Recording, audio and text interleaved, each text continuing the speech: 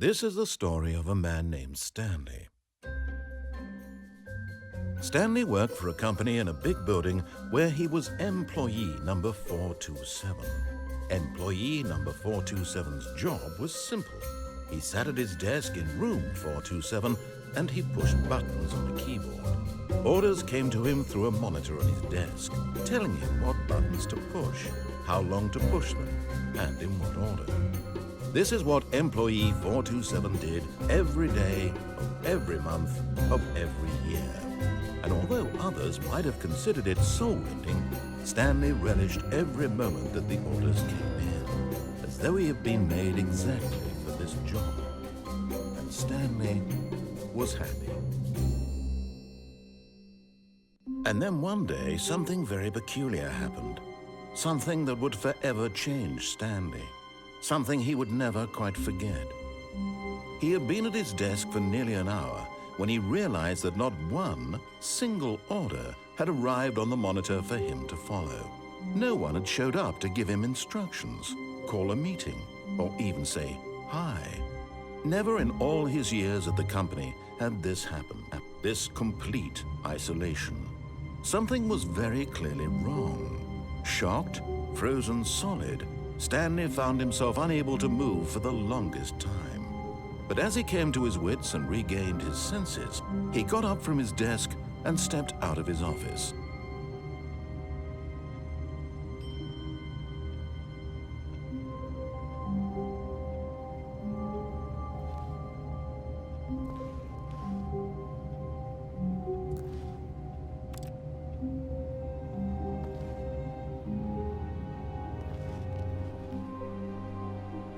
All of his co-workers were gone. What could it mean? Stanley decided to go to the meeting room. Perhaps he had simply missed a memo. No matter how hard Stanley looked, he couldn't find a trace of his co-workers.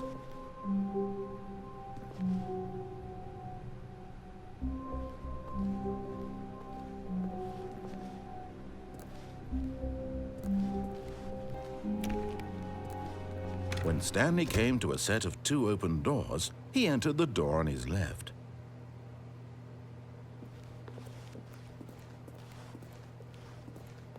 This was not the correct way to the meeting room, and Stanley knew it perfectly well.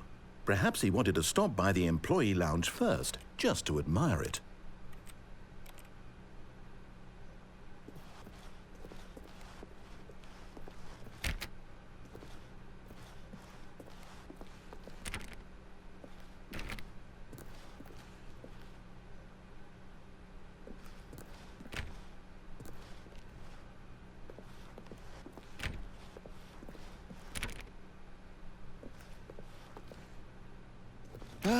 Yes, truly a room worth admiring.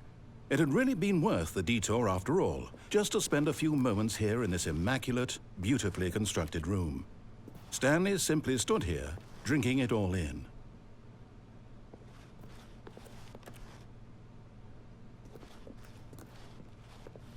But eager to get back to business, Stanley took the first open door on his left.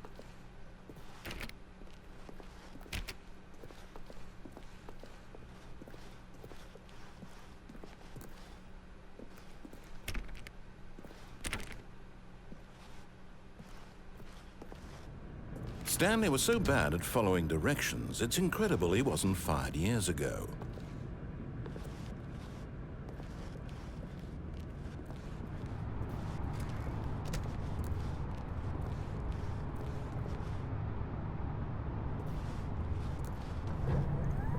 Look, Stanley, I think perhaps we've gotten off on the wrong foot here. I'm not your enemy, really, I'm not. I realize that investing your trust in someone else can be difficult, but the fact is that the story has been about nothing but you all this time.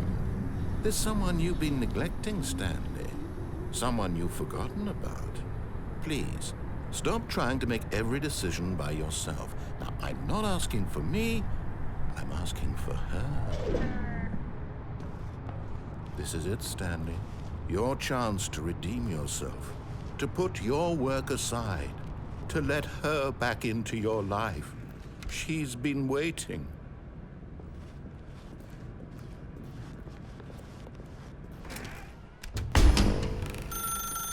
That's her, Stanley. You need to be the one to do this. To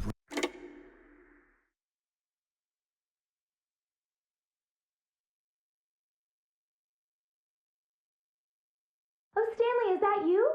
Hold on, sweetie. Sorry to keep you waiting. I'm just pulling the bread out of the oven.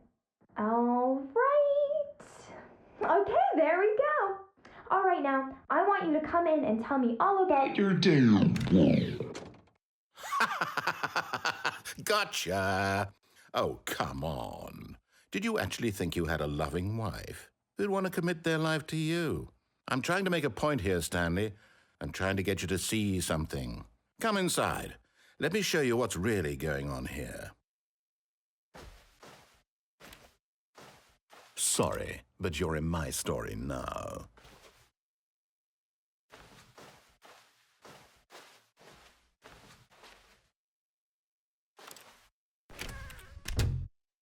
This is a very sad story about the death of a man named Stanley.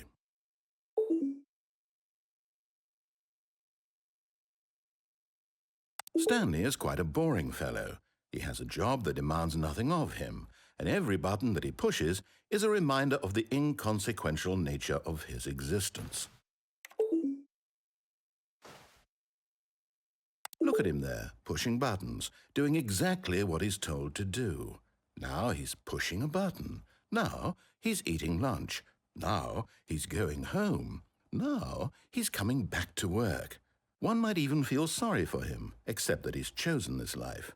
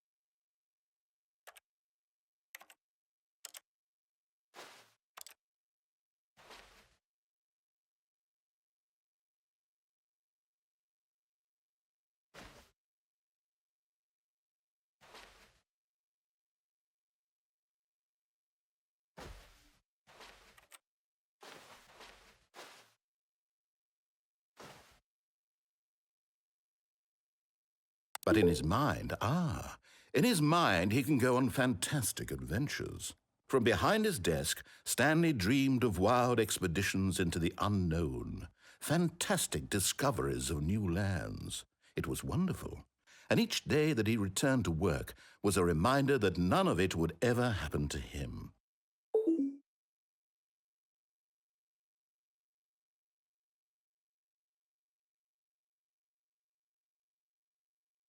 And so he began to fantasize about his own job.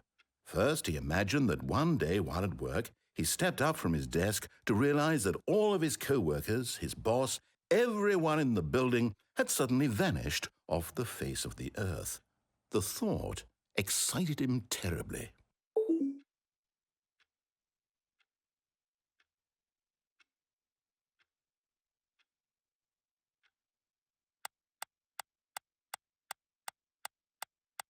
So he went further.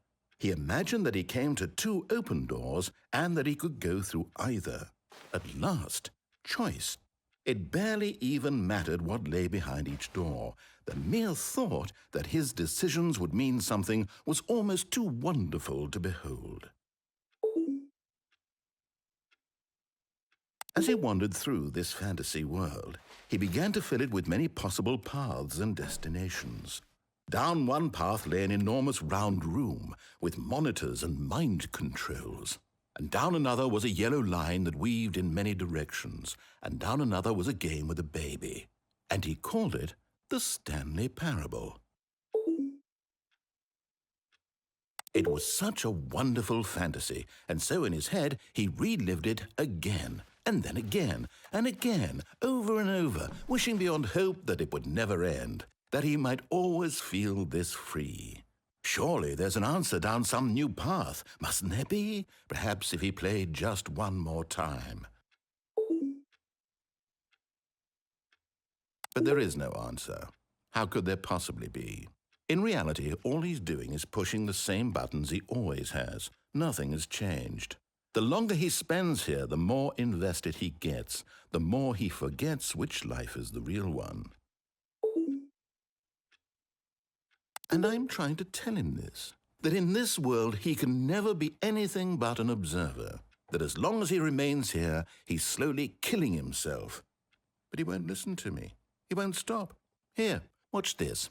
Stanley, the next time the screen asks you to push a button, do not do it.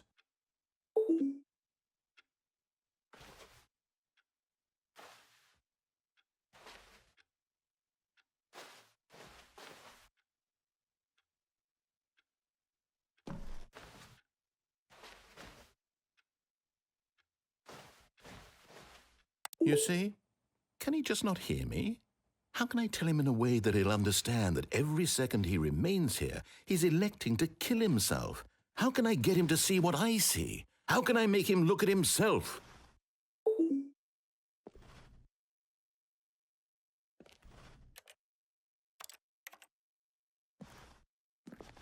I suppose I can't, not in the way I want him to.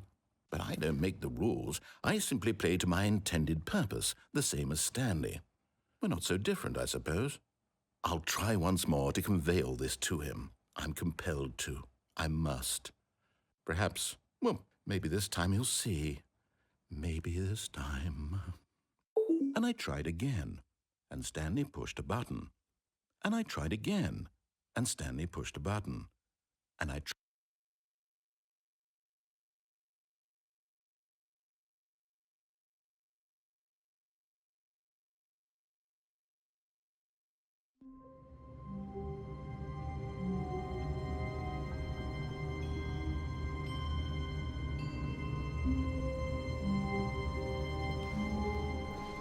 All of his co-workers were gone. What could it mean? Stanley decided to go to the meeting room. Perhaps he had simply missed a memo.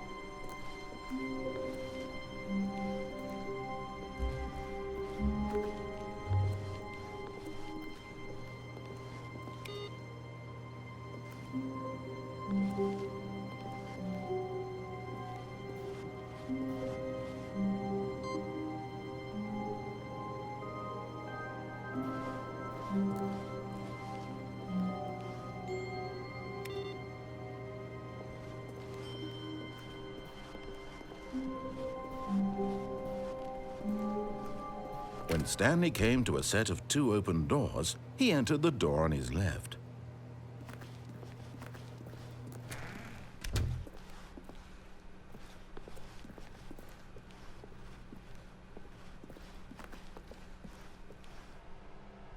Yet there was not a single person here either. Feeling a wave of disbelief, Stanley decided to go up to his boss's office, hoping he might find an answer there.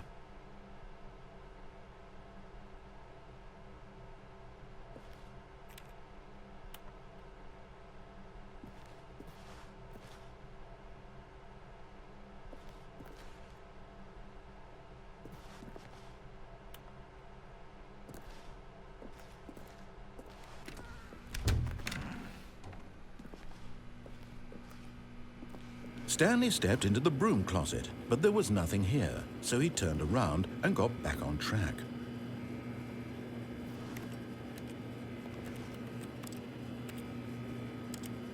There was nothing here. No choice to make, no path to follow, just an empty broom closet. No reason to still be here. Coming to a staircase, Stanley walked upstairs to his boss's office.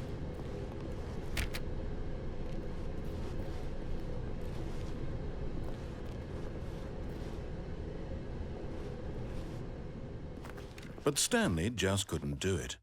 He considered the possibility of facing his boss, admitting he had left his post during work hours. He might be fired for that.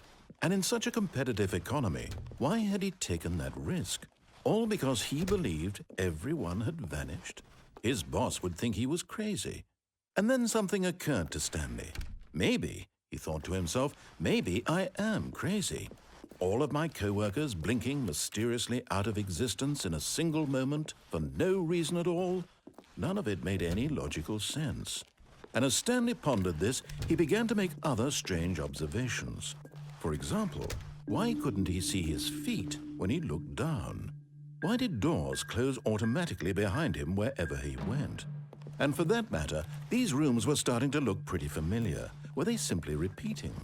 No, Stanley said to himself, this is all too strange. This can't be real. And at last, he came to the conclusion that had been on the tip of his tongue. He just hadn't found the words for it. I'm dreaming, he yelled. This is all a dream. Oh, what a relief Stanley felt to have finally found an answer, an explanation. His co-workers weren't actually gone. He wasn't going to lose his job. He wasn't crazy after all. And he thought to himself, I suppose I'll wake up soon. I'll have to go back to my boring real-life job pushing buttons. I may as well enjoy this while I'm still lucid. So he imagined himself flying and began to gently float above the ground. Then he imagined himself soaring through space on a magical starfield, and it too appeared. It was so much fun, and Stanley marveled that he had still not woken up. How was he remaining so lucid? And then perhaps the strangest question of them all entered Stanley's head. One he was amazed he hadn't asked himself sooner. Why is there a voice in my head dictating everything that I'm doing and thinking? Now the voice was describing itself being considered by Stanley, who found it particularly strange. I'm dreaming about a voice describing me, thinking about how it's describing my thoughts, he thought. And while he thought it all very odd and wondered if this voice spoke to all people in their dreams, the truth was that, of course, this was not a dream. How could it be? Was Stanley simply deceiving himself, believing that if he's asleep, he doesn't have to take responsibility for himself? Stanley is as awake right now as he's ever been in his life. Now, hearing the voice speak these words was quite a shock to Stanley. After all, he knew for certain, beyond a doubt, that this was in fact a dream. Did the voice not see him float and make the magical stars just a moment ago? How else would the voice explain all that? This voice was a part of himself too. Surely, if he could just... He would prove it. He would prove that he was in control, that this was a dream. So he closed his eyes gently, and he invited himself to wake up. He felt the cool weight of the blanket on his skin, the press of the mattress on his back, the fresh air of a world outside this one. Let me wake up, he thought to himself. I'm through with this dream. I wish it to be over. Let me go back to my job. Let me continue pushing the buttons. Please, it's all I want. I want my apartment and my wife and my job. All I want is my life exactly the way it's always been. My life is normal. I am normal. Everything will be fine.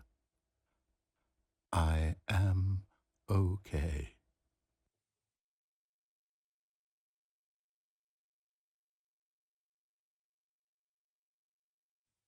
Stanley began screaming. Please, someone, wake me up. My name is Stanley. I have a boss. I have an office. I am real. Please, just someone tell me I am real. I must be real. I must be. Can anyone hear my voice? Who am I? Who am I? And everything went black.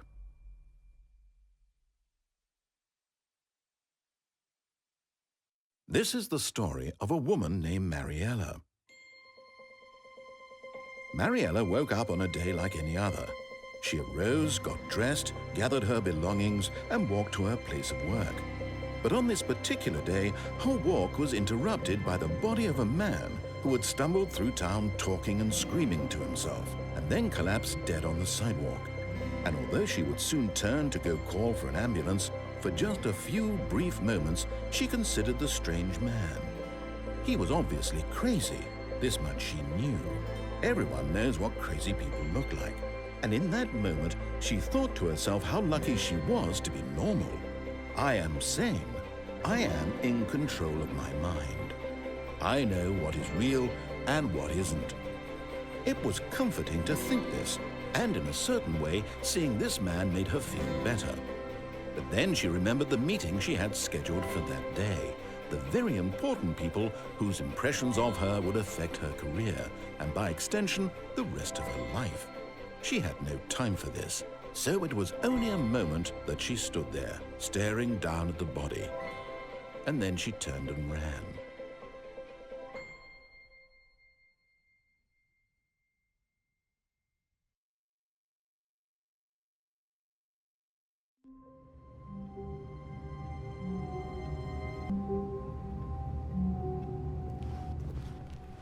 Stanley had never seen the office this brightly lit.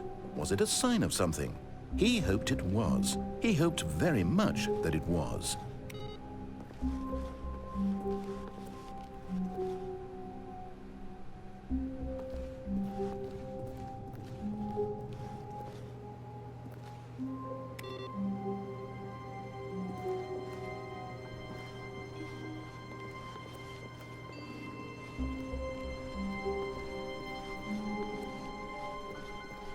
When Stanley came to a set of 2 open doors, he entered the door on his left.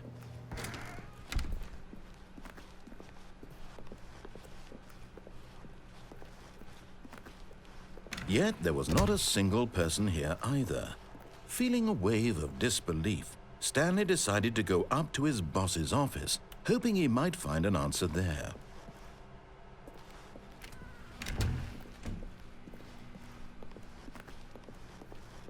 Coming to a staircase, Stanley walked upstairs to his boss's office.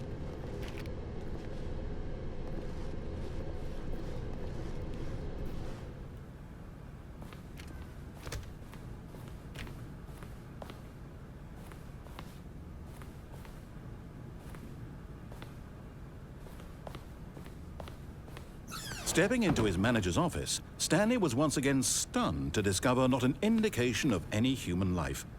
Shocked, unraveled, Stanley wondered in disbelief who orchestrated this, what dark secret was being held from him.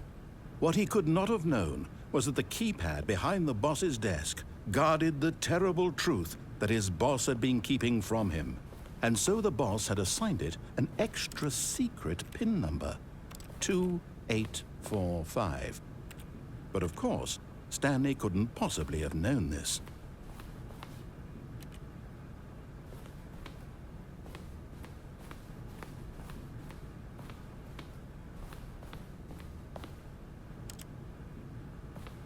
Stanley just sat around twiddling his thumbs.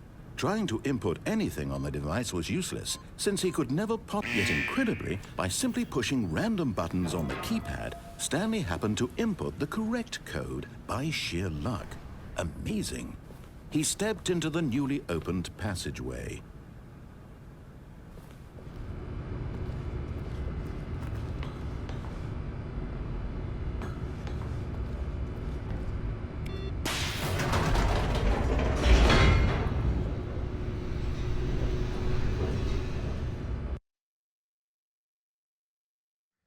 Descending deeper into the building, Stanley realized he felt a bit peculiar. It was a stirring of emotion in his chest, as though he felt more free to think for himself, to question the nature of his job. Why did he feel this now, when for years it had never occurred to him? This question would not go unanswered for long.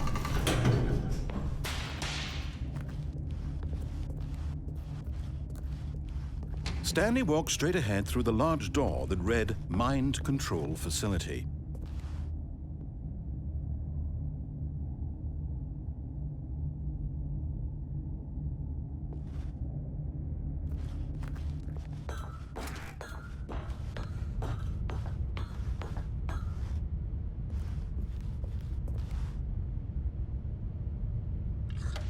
The lights rose on an enormous room packed with television screens.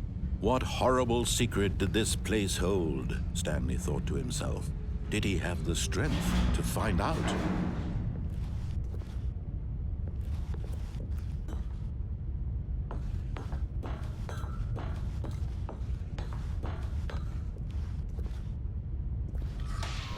Now the monitors jumped to life, their true nature revealed.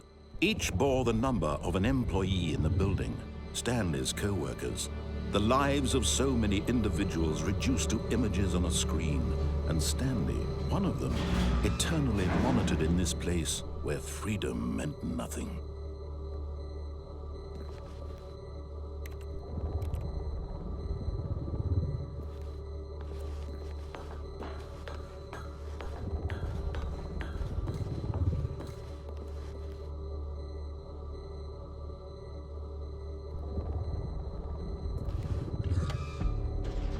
This mind control facility, it was too horrible to believe. It couldn't be true. Had Stanley really been under someone's control all this time? Was this the only reason he was happy with his boring job? That his emotions had been manipulated to accept it blindly? No, he refused to believe it. He couldn't accept it. His own life in someone else's control? Never! It was unthinkable, wasn't it? Was it even possible? Had he truly spent his entire life utterly blind to the world? But here was the proof, the heart of the operation. Controls labeled with emotions, happy or sad or content. Walking, eating, working, all of it monitored and commanded from this very place.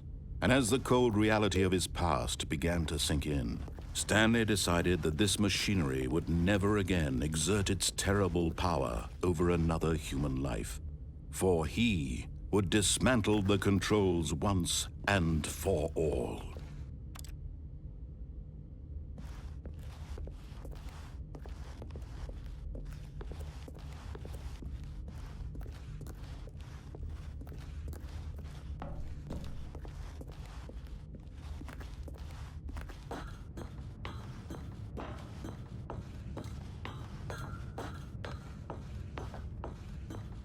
And when at last he found the source of the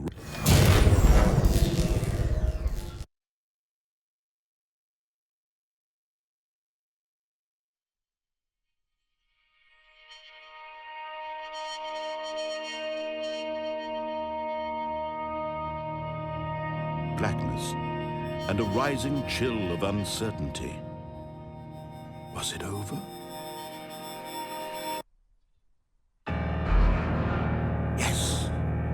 He had won. He had defeated the machine, unshackled himself from someone else's command. Freedom was mere moments away.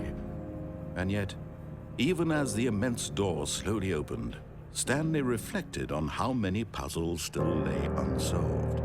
Where had his co-workers gone? How had he been freed from the machine's grasp? What other mysteries did this strange building hold? But as sunlight streamed into the chamber, he realized none of this mattered to him, for it was not knowledge or even power that he had been seeking, but happiness. Perhaps his goal had not been to understand, but to let go. No longer would anyone tell him where to go, what to do, or how to feel. Whatever life he lives, it will be his. And that was all he needed to know. It was perhaps the only thing worth knowing. Stanley stepped through the open door.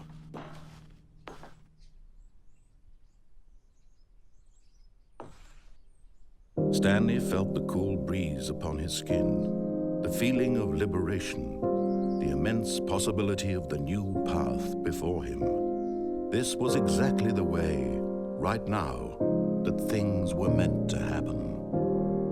And Stanley was happy.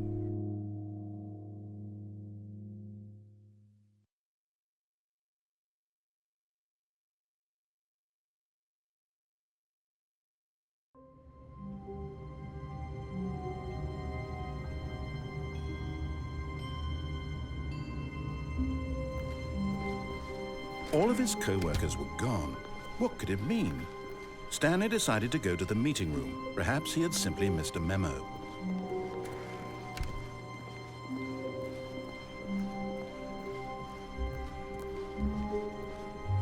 When Stanley came to a set of 2 open doors, he entered the door on his left.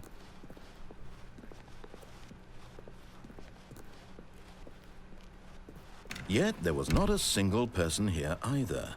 Feeling a wave of disbelief, Stanley decided to go up to his boss's office, hoping he might find an answer there. Coming to a staircase, Stanley walked upstairs to his boss's office.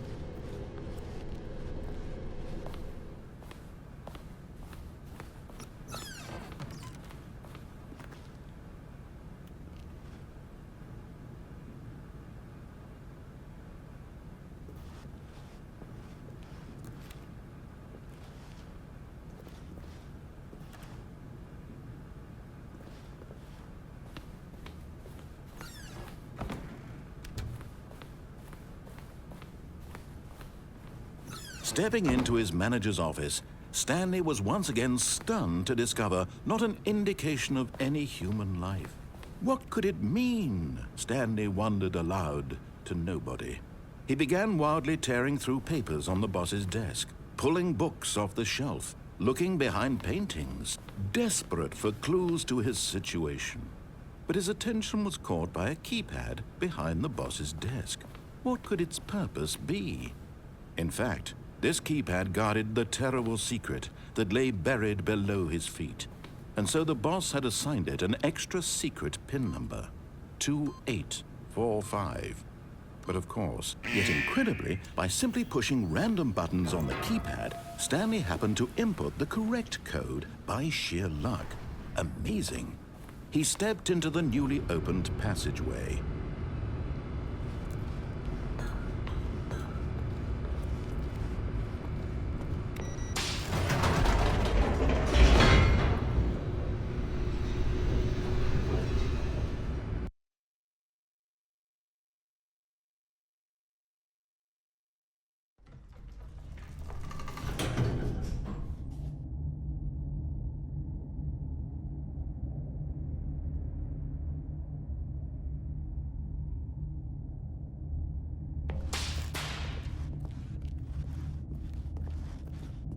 Stanley walked straight ahead through the large door that read Mind Control Facility.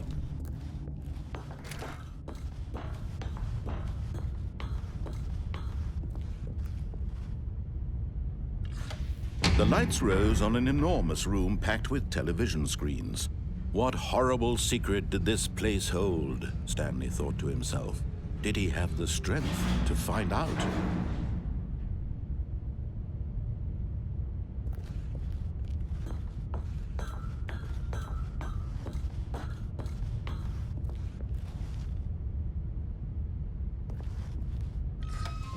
Now the monitors jumped to life, their true nature revealed.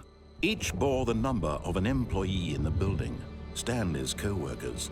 The lives of so many individuals reduced to images on a screen, and Stanley, one of them, eternally monitored in this place where freedom meant nothing.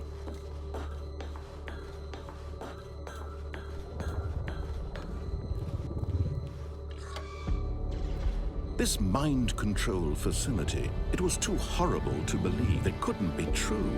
Had Stanley really been under someone's control all this time? Was this the only reason he was happy with his boring job? That his emotions had been manipulated to accept it blindly?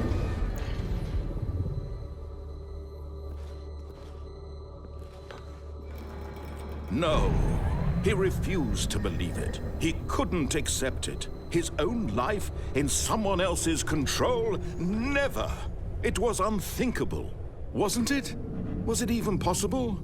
Had he truly spent his entire life utterly blind to the world? But here was the proof, the heart of the operation. Controls labeled with emotions, happy or sad or content, walking, eating, working, all of it monitored and commanded from this very place.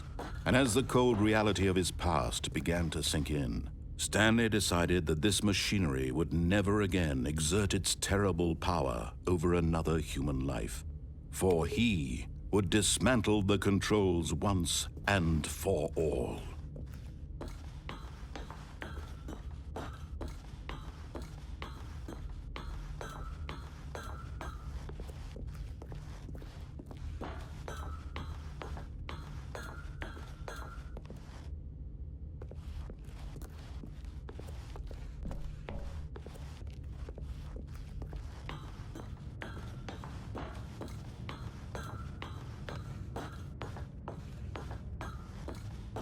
And when at last he found the source of the room's power, he knew it was his duty, his obligation, to put an end to this horrible place and to everything it stood for.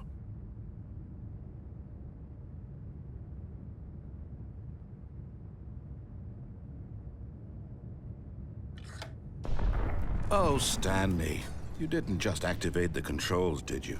After they kept you enslaved all these years, you go and you try to take control of the machine for yourself. Is that what you wanted? Control? Oh, Stanley, I applaud your effort, I really do. But you need to understand, there's only so much that machine can do. You were supposed to let it go, turn the controls off, and leave. If you want to throw my story off track, you're going to have to do much better than that. I'm afraid you don't have nearly the power you think you do. For example, and I believe you'll find this pertinent, Stanley suddenly realized he had just initiated the network's emergency detonation system. In the event that this machine is activated without proper DNA identification, nuclear detonators are set to explode, eliminating the entire complex. How long until detonation then? Let's say 2 minutes. Now this is making things a little more fun, isn't it, Stanley? It's your time to shine. You are the star. It's your story now. Shape it to your heart's desires. Oh, this is much better than what I had in mind. What a shame we have so little time left to enjoy it. Mere moments until the bomb goes off. But what precious moments each one of them is. More time to talk about you, about me, where we're going. What all this means. I barely know where to start. What's that? You'd like to know where your co-workers are? A moment of solace before you're obliterated? All right, I'm in a good mood. You're gonna die anyway. I'll tell you exactly what happened to them. I erased them. I turned off the machine. I set you free.